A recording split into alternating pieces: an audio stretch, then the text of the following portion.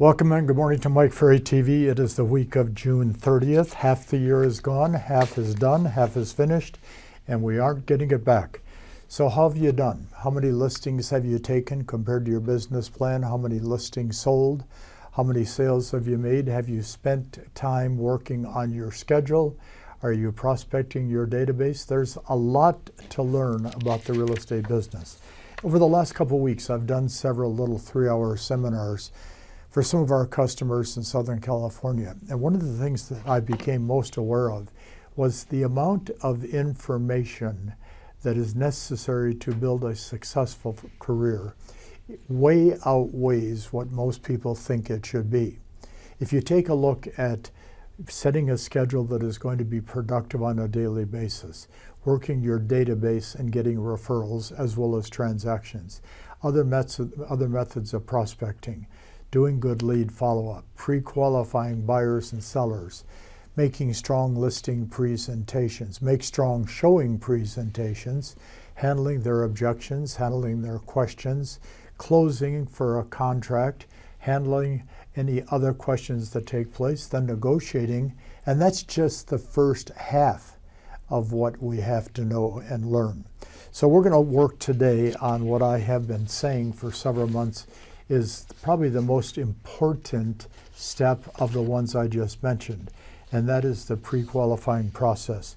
And the reason why I've decided it's probably of utmost importance is because the average agent today does not have to pre-qualify or believes they don't have to pre-qualify because they think that if a buyer shows up or they get a lead on a seller, that these people are automatically motivated to do something now, and that is a 100% falsehood. These people need to be pre-qualified 100% of the time. In fact, if you follow the Mike Ferry listing presentation process, the first thing I say is every potential seller should be pre-qualified 100% of the time, using 100% of the questions with no exceptions whatsoever. So let's look, I think I've got 8 or 9 points here on pre-qualifying that might be of interest to you. And if they're not, I would say make them of interest to you because they're vitally important in looking for the motivation and the right price on a listing presentation. I wrote down number 1. Remember that pre-qualifying will set you apart from your competition because you will look a lot more professional in your approach. The majority of your competition does not pre-qualify. I mean, think about this urge to have an appointment. You're sitting in your office and you're taking floor schedule or floor time, whatever you call that, or you get a random phone call and they say, we're thinking about listing our home, could you come by and see us? I'm on my way. And you jump up and you throw some papers together and you take off. You're on your way to what? An unprofessional appearance by probably a good real estate agent like yourself. So by pre-qualifying, you'll discover the motivation, the price, and what objections you're going to get during the presentation. So I wrote down number 2. You're looking for people that have to sell versus those that simply want to sell while you're pre-qualifying them.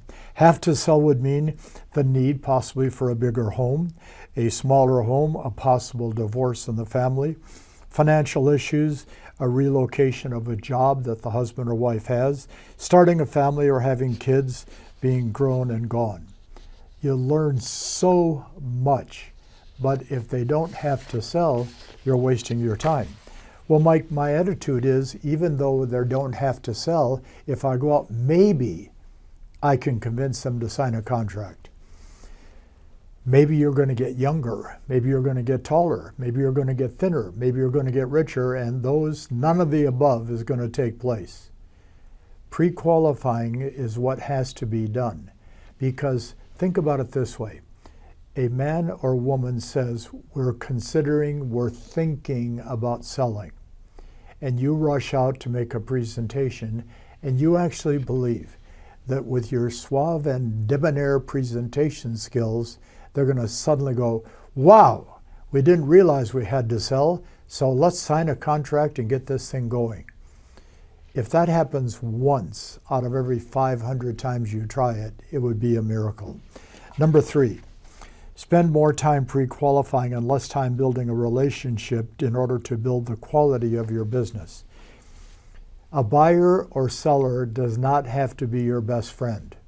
In fact, in most cases, they don't want to be your best friend. And think about this. Do you really want every buyer and seller to be your best friend? I mean, you don't have to walk inside the house and say, oh, what beautiful carpet and what a beautiful painting you have on the wall. You're there to get discussing with them the market statistics, the pricing, the motivation, and what you're going to do to get the property sold. The less time you spend in that relationship-oriented conversation, the better chance you have of getting a listing contract signed. Number 4, pre-qualifying allows you to set standards for those you want as clients.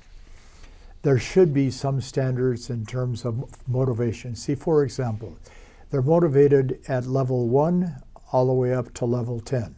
1 is they're alive and breathing. Number 10 is they are excited about getting their home in the market, getting it sold and moving as soon as possible. The higher the number, the better chance you have. So if you think about it this way, what number would you have to feel or think is going to come from that seller prospect that would allow you not to go on the appointment?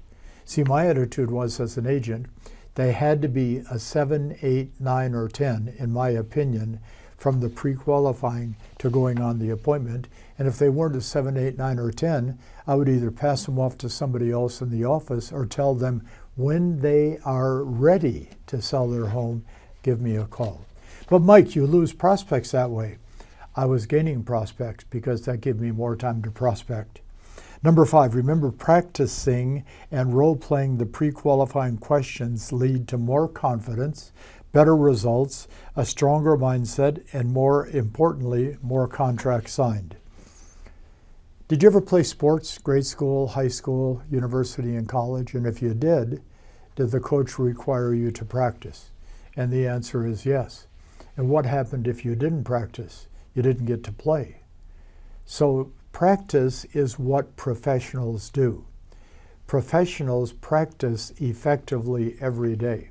We have agents all over the world now that are doing 50, 75, 100 deals a year, been in the business 10, 15 years, and still role play and practice every day for 30, 45 minutes before they start doing what has to be done to create a contract. Number 6, have you ever thought of looking carefully at your closing percentage, your closing ratio? Presentations made to contract signed. Pre-qualifying will almost always improve it as long as you're practicing and comfortable asking the questions.